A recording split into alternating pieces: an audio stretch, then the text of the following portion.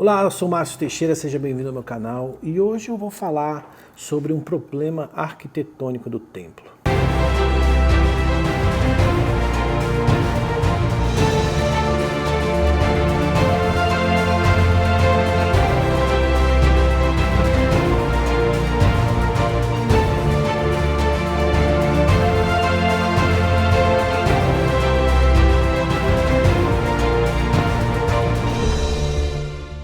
Bom, você deve estar pensando, esse cara é um herege, né? Como assim, templo arquitetônico do templo? Esse vídeo é o que eu chamo dos bastidores da série de Apocalipse que eu tô fazendo aqui no meu canal, né?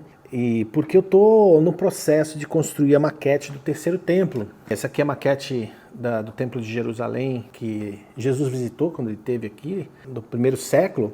E quando eu viajei para Israel ano passado, antes da guerra, eu visitei o Instituto do Templo, que eu sonhava em conhecer, e eu sabia que eles tinham ali, e eu queria comprar, porque fiquei alucinado quando eu vi, né? Que eles têm uma maquete do terceiro templo. E eu falei, eu tenho que comprar essa maquete, eu vou construir essa maquete. E eu estou construindo essa maquete. Só que em paralelo em construir essa maquete do terceiro templo, que aliás, vai estar na série do Apocalipse que eu estou fazendo, obviamente comecei a estudar sobre esse tema, comecei a ler, comecei a comprar livro. E achei uma coisa muito interessante, nesse livro aqui, o templo do Messias vindouro, né? O Messias que está vindo e tal. E achei uma representação Ezequiel 43:7, que eu fiquei assim alucinado. E paralelamente, antes de eu ler, inclusive esse versículo, eu já tinha pensado em fazer algo que eu fiz no templo aqui de Jerusalém, que era a possibilidade de levantar o templo para poder mostrar aqui dentro e explicar as partes. E eu já fiz vários vídeos no meu canal usando essa maquete e eu vou continuar fazendo, mas é óbvio que na série do Apocalipse eu vou ter que usar essa maquete do terceiro templo. E quando eu comprei essa maquete, eu queria reproduzir esse lance de abrir para mostrar por dentro, porque eu sei que o anticristo vai entrar por essas portas e vai entrar e vai se declarar sendo Deus aqui. E aí eu pensei, poxa, eu tenho que dar um jeito de criar na estrutura desse templo esse mesmo efeito, de forma que quando eu estiver explicando, eu vou levantar o teto do templo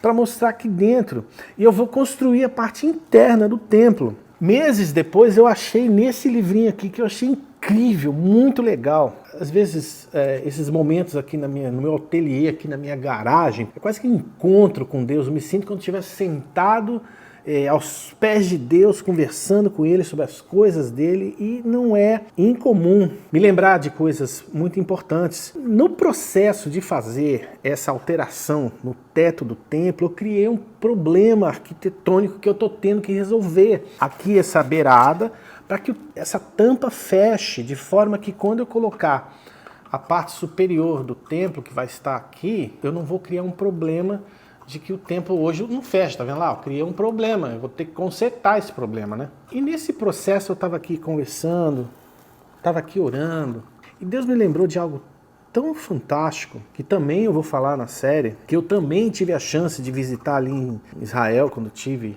na minha última viagem, em setembro do ano passado.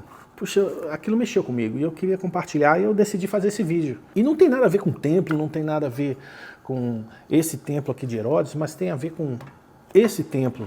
Se de fato nós estamos vivendo os últimos dias que antecedem, né, a volta de Jesus, que antecedem talvez aí o arrebatamento da igreja, muito embora haja uma grande divergência, né, em quem acredita que é pré-tribulação, mid-tribulação, pós-tribulação, que não vai ter arrebatamento, não importa seja qual for a visão, mas Jesus está às portas de voltar, e eu creio que nós estejamos vivendo o período das dores, como fala ali em Mateus capítulo 24, e o Senhor me remeteu a uma profecia que existe em Amós capítulo 9, versículo 11, que eu quero ler aqui. Isso mexeu muito comigo. E aqui diz o seguinte, no versículo 11, naquele dia tornarei a levantar a tenda de Davi, que está caída, e repararei os seus lugares quebrados, restaurarei as suas ruínas, e a edificarei como nos dias da antiguidade. E aqui no início do versículo 11, ele fala, naquele dia. Ora, que dia é esse? Quando que vai ser essa restauração? Os principais scholars sobre esse tema, né, de escatologia, eles apontam para que esse dia se refere ao início do reino milenar de Cristo, quando essa tenda de Davi, ou o tabernáculo de Davi, estará restaurado, da forma como ele um dia foi na antiguidade. E eu tenho uma série aqui no meu canal sobre o tabernáculo de Davi. Eu explico mais detalhadamente do que é. Eu convido você a conhecer porque é muito bacana e é uma profecia sobre a igreja. Essa restauração que ele está se falando aqui é uma restauração que diz respeito à igreja que vai existir naquele dia. Então hoje a igreja está operando dentro de um contexto em que ela está quebrada, de acordo com essa profecia, porque se vai haver uma restauração lá na frente, só se restaura algo que está quebrado, e se a restauração acontece lá na frente, deixa eu te avisar, nós estamos num processo, caminhando para um processo de restauração, ou seja, nós estamos atuando dentro de um contexto quebrados. Quebrados em que sentido? A gente só vai ter a correta compreensão quebrada em que sentido se a gente olhar para a antiguidade, que ele mesmo está falando, Amós, se nós olharmos para essa antiguidade e entendermos como era o tabernáculo de Davi, como ele de fato foi erguido. E para isso a gente tem que ir para 1 Crônicas, capítulo 16, onde nós temos a narrativa da tenda de Davi, ou o tabernáculo de Davi, que é uma profecia da igreja que viria depois, e essa profecia de Amós diz respeito com a igreja que será na época do milênio, no início do milênio de Cristo, quando ele volta. Presta muita atenção, eu vou ler só 2 versículos para ser bem rápido, objetivo, e eu prometo fazer um vídeo um pouco mais comprido, e eu já falei mais detalhadamente sobre isso na série O Tabernáculo de Davi, que eu convido você a assistir. E diz ali: trouxeram a arca de Deus e a puseram no meio da tenda que Davi tinha armado, e ofereceram holocaustos e sacrifícios pacíficos perante Deus. Tendo Davi acabado de oferecer os holocaustos e sacrifícios pacíficos, abençoou o povo em nome do Senhor. Ponto. Primeira coisa que é importante a gente entender é quem era Davi. Entender aonde essa tenda foi montada. Para isso eu estou trazendo essa maquete de Jerusalém, que eu quero mostrar aqui para você. Óbvio que essa maquete, ela não é da época de Davi, ela é da época de Salomão. Por quê? Porque o templo existia. Quando Davi estava reinando, não existia o templo. Quem construiu o templo foi Salomão. Então a gente tem que abstrair o fato de que essa estrutura que está aqui, ó, esse lado aqui, não existia, tá? Imagina essa maquete sem essa estrutura. E o tabernáculo de Davi foi construído no Monte de Sião, que é esse monte que você vê aqui. O Monte Sião não é onde está o templo de Deus. O templo de Deus foi construído em cima do Monte Moriá, esse aqui. Aqui era onde existia o tabernáculo de Davi, e esse era o local que Deus tinha escolhido para ele. Nós lemos isso na Bíblia, eu vou colocar o versículo aqui embaixo que você pode conferir, tá bom? Davi construiu o tabernáculo aqui, mas o que era o tabernáculo de Davi? Note que a Bíblia fala de uma tenda que Davi tinha montado. O tabernáculo, como a gente conhece, o tabernáculo de Moisés, que Deus deu lá no Sinai, que tinha toda aquela infraestrutura enorme, que tinha todos aqueles aparatos, o lugar santo, o lugar santíssimo, tinha os altares, etc, etc, etc. Davi, quando trouxe a Arca da Aliança para Jerusalém, ele falou o seguinte: bom, eu vou começar um tempo novo na história de adoração ao nosso Deus. No tabernáculo de Moisés, o modelo prescrevia que somente o sumo sacerdote entrava no Santo dos Santos. No modelo de Davi, o tabernáculo de Davi no Monte Sião, ele montou aquela tenda e ali no centro colocou a Arca da Aliança. O tabernáculo que vai ser restaurado, que Amós fala, é esse aqui, onde vai haver uma tenda e no centro está a Arca da Aliança de Deus. Isso, figurativamente, simbolicamente, é uma forma de Deus nos dizer que é o seguinte: naqueles dias, o centro da igreja vai voltar a ser a pessoa de Jesus, querendo nos dizer que a igreja que nós vivemos hoje, o centro é o homem. Querendo dizer que o centro é tudo menos Jesus. Ah, mas é toda igreja? Não, óbvio que não, mas muitas igrejas sim.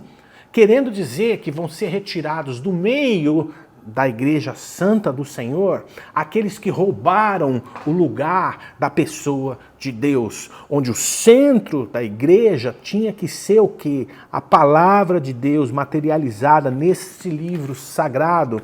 Então, naqueles dias, isso vai acontecer.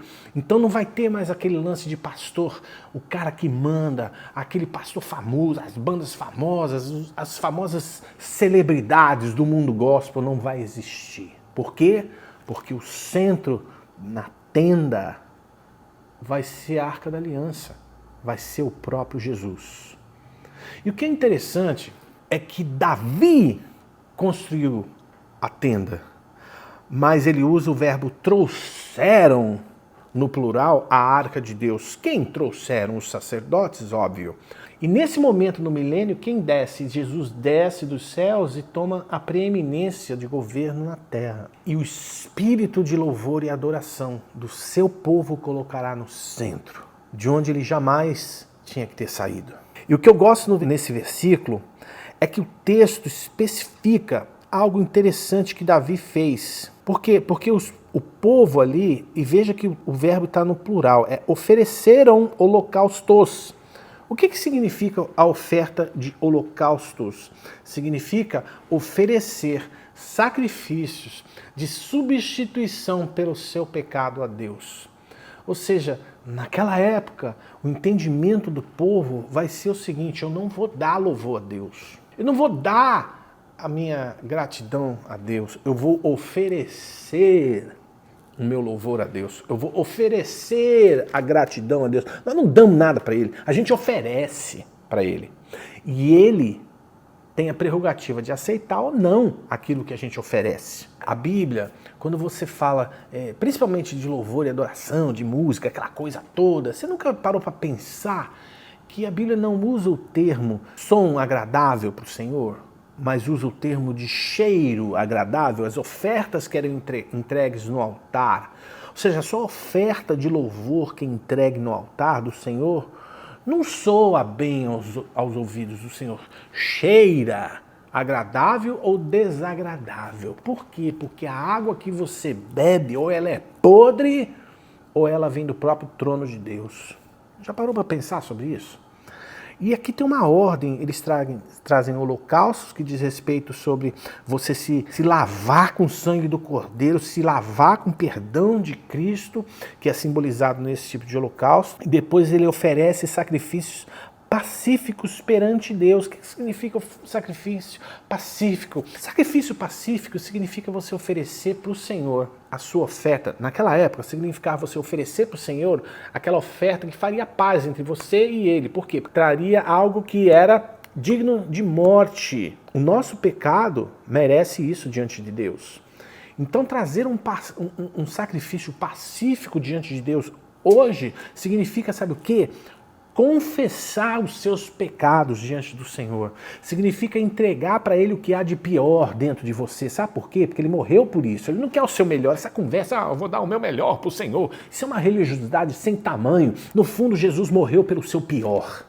E o seu melhor ainda é considerado trapo de imundícia para Ele. Então, meu chapa, essa história de chegar na frente dele, eu vim aqui oferecer o que há de melhor no meu... Para, deixa de ser religioso. Entrega, faz o seguinte, Senhor, eu sou um pecador. Sabe aquilo lá que eu fiz? Você morreu por isso. Senhor, eu confesso o meu pecado. Senhor, eu estou aqui nu e despido na Tua presença, escancarando o meu coração. E isso é um sacrifício pacífico. E Deus vai olhar a sinceridade do seu coração e vai falar, eu aceito esse sacrifício pacífico. Caso contrário, a cruz de Cristo não tem valor nenhum, porque você confessa, mas no fundo, lá no seu coração, você não está nem aí, continua vivendo do jeito que você quiser, não é verdade? Mas no fundo, não é isso que Deus quer. Ele quer uma confissão de pecado e arrependimento genuíno e mudança de vida. E depois ele abençoa o povo em nome do Senhor. Eu poderia aqui continuar, tem tanta coisa que eu poderia fazer, mas eu vou parar por aqui. Eu não gostaria com esse vídeo trazer uma culpabilidade religiosa, sabe?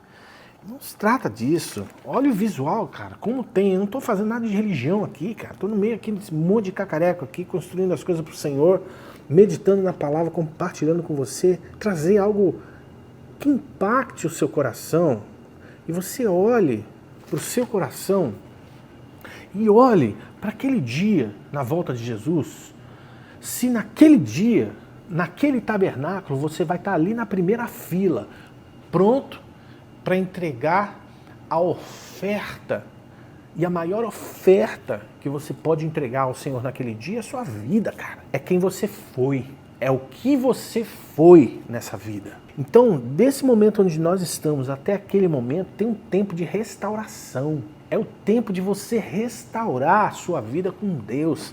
Restaurar a sua vida lendo as Escrituras. Restaurar as coisas que realmente importam para o Rei dos Reis.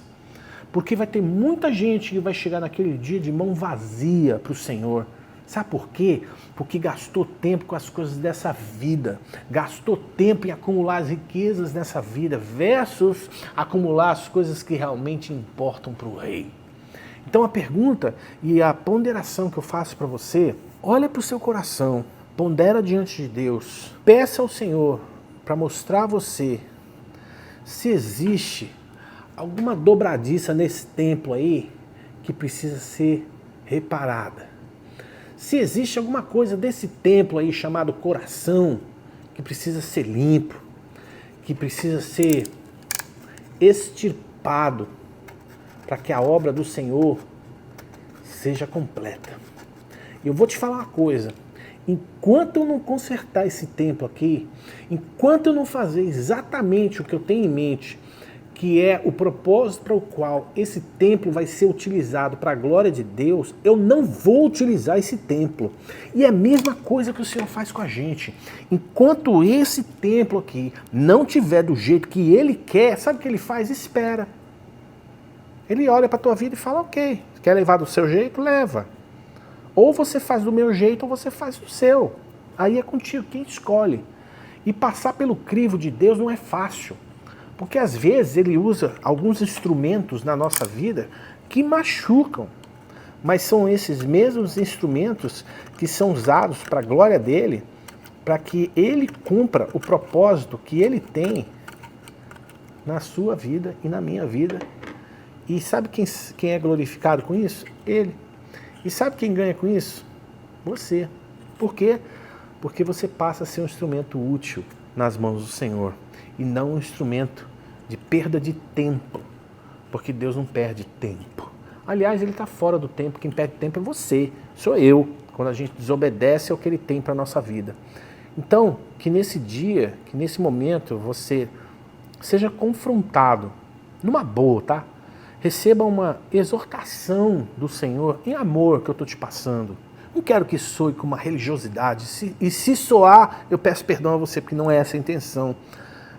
Mas eu quero encorajar você, desafiar você a olhar para si mesmo e fazer uma das orações mais perigosas que existem. Sonda-me e conhece, Senhor, e vê se há em mim algum caminho ruim, um caminho que não seja reto, um caminho que não chegue nesse dia aqui e faça você sorrir ao olhar nos meus olhos. Que Deus te abençoe, te inspire, te capacite a viver uma vida sendo dia a dia transformado de glória em glória para a glória dele. Tá bom? Um grande abraço e até o próximo vídeo.